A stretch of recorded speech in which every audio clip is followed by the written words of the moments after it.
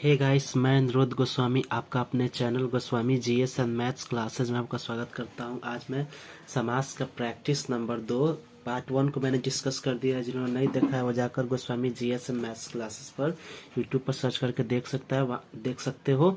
मैं वहां पर 1 से लेकर 25 तक मैंने समास का प्रैक्टिस करवाया है। आज 26 से लेकर 53-54 तक मैं डिस्कस करूंगा।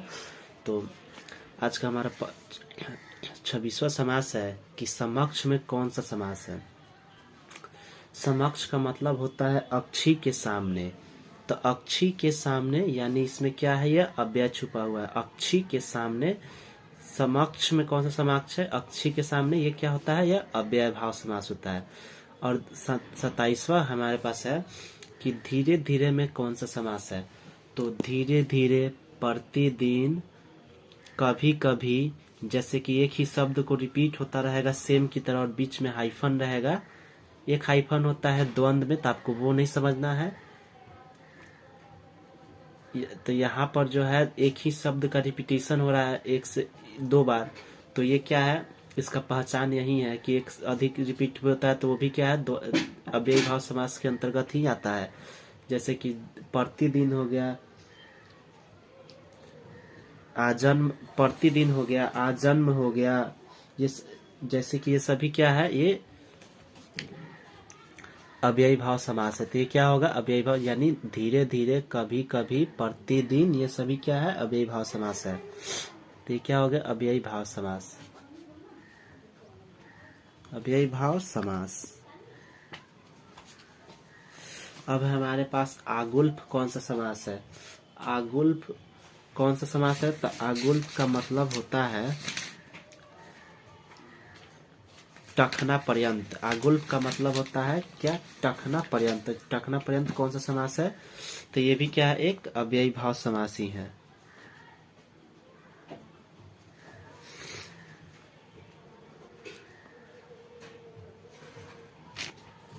बेरहम, बेरहम में कौन सा समास है, तो बेरहम में भी बिना रहम के। बेरहम का मतलब होता है बिना रहम। इसमें आप ये समझ सकते हो ये क्या है, एक तरह का अव्यय, यानी बेरहम में कौन समास है, यानी बिना रहम के। तो यह भी क्या है, एक अव्ययी भाव समास ही है।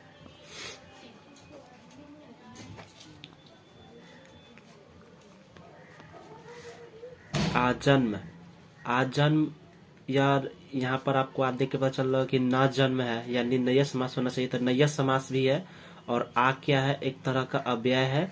तो यह भी क्या है, एक अव्ययी भाव समास ही है। और यह नया समास दोनों भी है,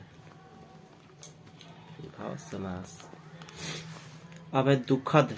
दुखद में कौन सा समास है, यानी दुख को देने वाला को दुखद बोलते हैं। दुख को देने वाला यानी यह कौन सा समास है, संप्रदान तत्पुरुष, यानी यह क्या है, तत्पुरुष समास है। ये दुख को देने वाला, यानी इसमें कारक चिन्ह आ रहे हैं, तो केवल तत्पुरुष समास में ही कारक चिन्ह देखने को मिलते हैं। यशोदा, यश को देने वाली, यशोदा यानी यश को देने वाली, यानी संप्रदान को के लिए, यानी यह संप्रदान, अगर कारक चिन्ह की बात करें तो यह संप्रदान तत्पुरुष होगा। तो यानी यह भी क्या होगा, एक तत्पुरुष का ही एक भाग है।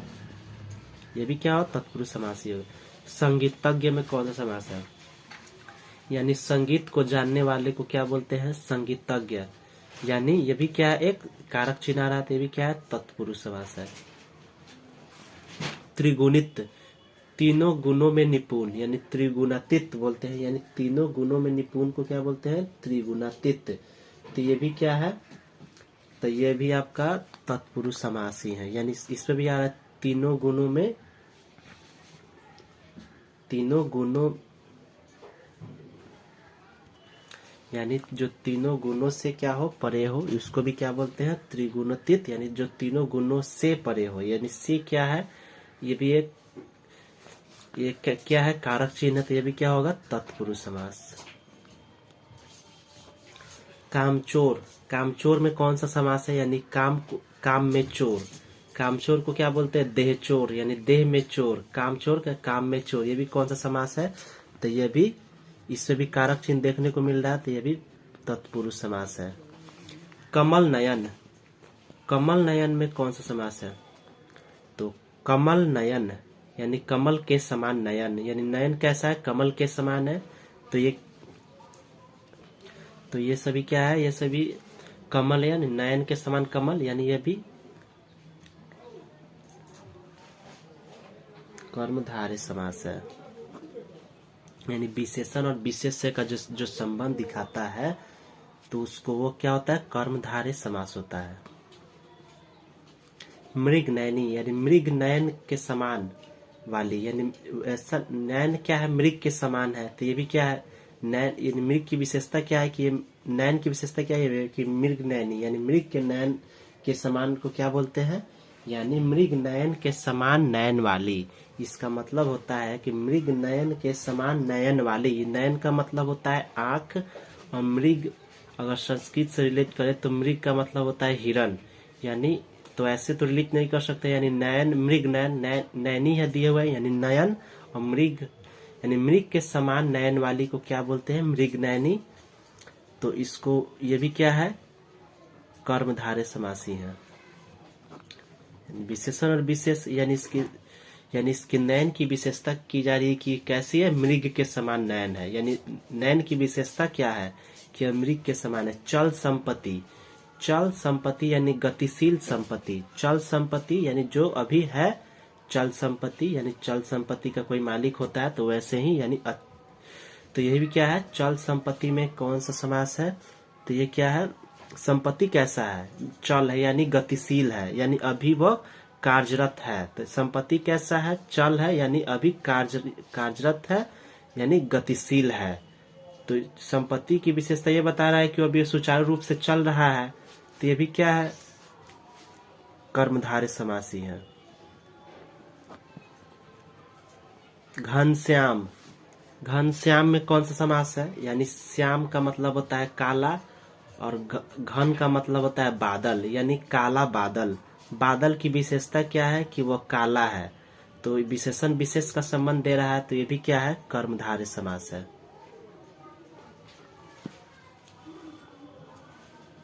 तो ये भी क्या है, कर्मधारय समासी है। नवजात, नवजात, नवजात का मतलब होता है नया जन्म, यानी जिसका जन्म नया हुआ हो, यानी जिसका नवजात शिशु होता है, तो वैसे ही इसको ऑफस्प्रिंग चाइल्ड बोलते हैं, नवजात शिशु। तो नवजात में कौन सा समास है, यानी नया जन्म जिसका हुआ हो उसको बोलते हैं नवजात। तो ये भी क्या है, कर्मधारय समासी है। ये मोस्ट डिफिकल्ट शब्द जो समास का उदाहरण मैंने लेकर आया हूँ यहाँ पर, जो आपको बहुत कम ही देखने को मिलते होंगे। अठन्नी, यहाँ पर है अठन्नी में कौन सा समास है, यानी 8 आनों का समूह या समाहार। तो मैंने बताया था कि संख्या पूर्ण द्विगु, यानी जिससे संख्या का बोध होता है। अठन्नी में क्या है, 8 है, 8 आनों का समाहार, मतलब ये क्या हो गया, अठन्नी हमारा द्विगु समास हो गया।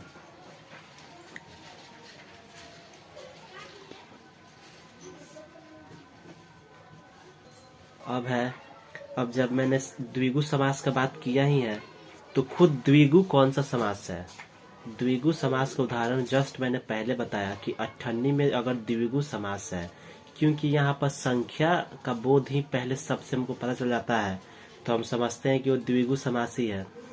तो खुद द्विगु जो है शब्द है वो कौन सा समास है, तो दो गौ का समाहार, द्विगु में क्या छिपा हुआ है, दो, तो दो गौ का समाहार कौन सा समास होगा, तो यह भी होगा खुद द्विगु समास ही होगा। द्विगु समास ही खुद द्विगु ही खुद द्विगु समास है, यानी दो गौ का समाहार, यानी दो गौओं, इसका मतलब होता है गौओं, यानी दो गौ का समाहार क्या होता है, द्विगु समास। पंसेरी, हम लोग ग्रामीण क्षेत्र में बोलते हैं पसेरी, इसको शुद्ध शब्द में पंसेरी बोलते हैं। तो पंसेरी का मतलब होता है 5 शेरों का समूह या समाहार। पंसेरी को क्या बोलते हैं, 5 शेरों का समूह या समाहार। एक पसेरी में कितने किलो होते हैं, आप लोग इसको कमेंट बॉक्स में लिख कर देना। तो ये भी क्या है, संख्या का बोध हो रहा है, तो द्विगु समास होगा।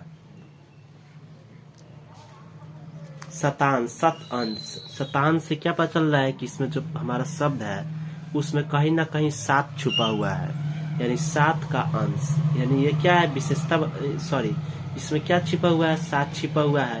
यानी शत का अंश, शतांश, यानी ये भी क्या है, एक तरह का संख्या का बोध कर द्विगु समास है।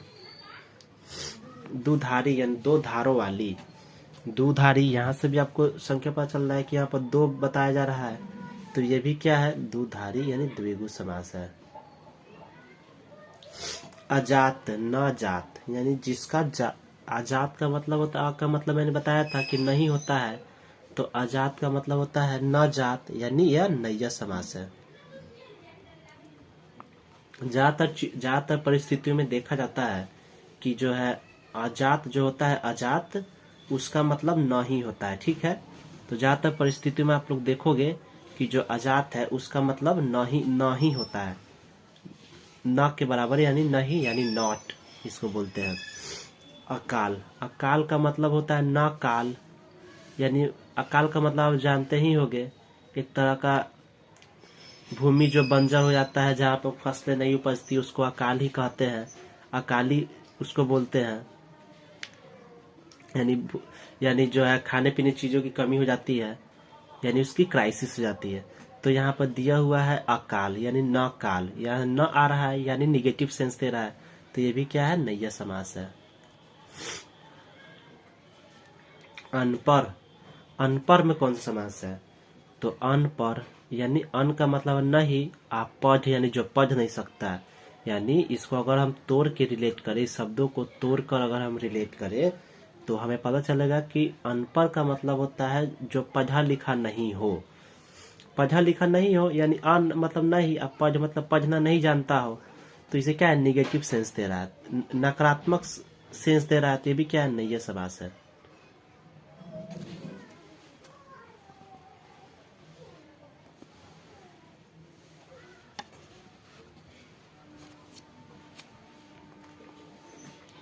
अब है अपरिमेय। अपरिमेय का भी मतलब होता है न परिमेय।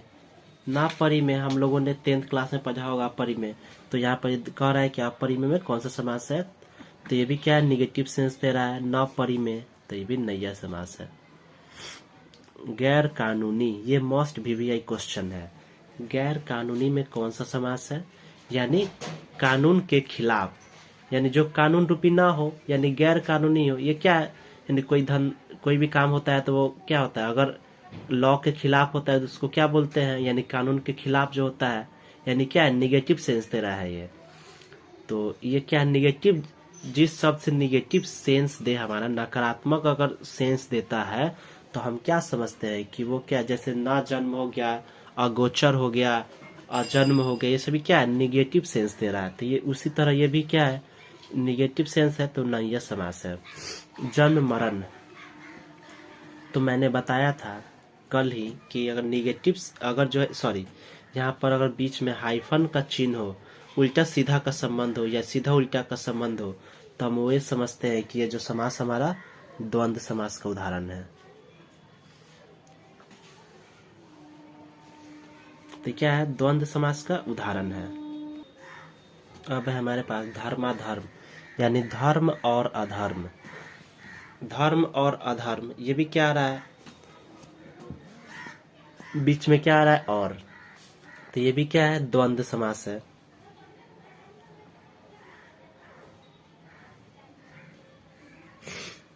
कपड़ा लत्ता, यानी कपड़ा लत्ता हो गया, तो धर्म और अधर्म यानी क्या है, द्वंद्व समास है। कपड़ा लत्ता वगैरह, यानी कपड़ा लत्ता का मतलब होता है क्या, कपड़ा और लत्ता या कपड़ा लत्ता वगैरह, नहीं कहता है कि कपड़ा लत्ता पैक कर दो, यानी कपड़ा लत्ता, कपड़ा और लत्ता दोनों, कपड़ा लत्ता, यानी इसमें क्या है, और का बीच में से सेंस आ रहा है, कपड़ा और लत्ता, तो और का भी सेंस आता है, तो हम समझते हैं वो क्या है, द्वंद्व समासी है। यानी सेम टू सेम शब्द को आपको रिलेट करते हुए पता चलता है ऐसे समास में, ठीक है। जैसे कि जन्म मरण, कपड़ा लत्ता, धर्म अधर्म, आगा पीछा, भला बुरा, शिव पार्वती, राधा कृष्ण, नाक कान, आहार निद्रा, ये सभी क्या है, एक तरह का ही शब्द को रिलेट या अपोजिट करता है, एक सभी का सेंस सेम ही देता है या उसके अपोजिट सेंस देता है, रात दिन हो गया, तो ये सभी क्या है, ये सभी आपको द्वंद्व समास का उदाहरण है। आवागमन हमारा दिया हुआ है, लेखा जोखा हो गया, तो ये सभी हमारे कौन सा शब्द मतलब समास है ये, तो ये सभी द्वंद्व समास का उदाहरण है। यहाँ पर दिया हुआ है हमारा शब्द आवागमन। आवागमन का मतलब होता है आना जाना, यानी क्या आवागमन लगा हुआ है, यानी आना जाना लगा हुआ है। तो ये भी क्या है, द्वंद्व समास है। निर्धन, ये कंफ्यूज में आप लोग आ सकते हो कि निर्धन में कौन सा समास है।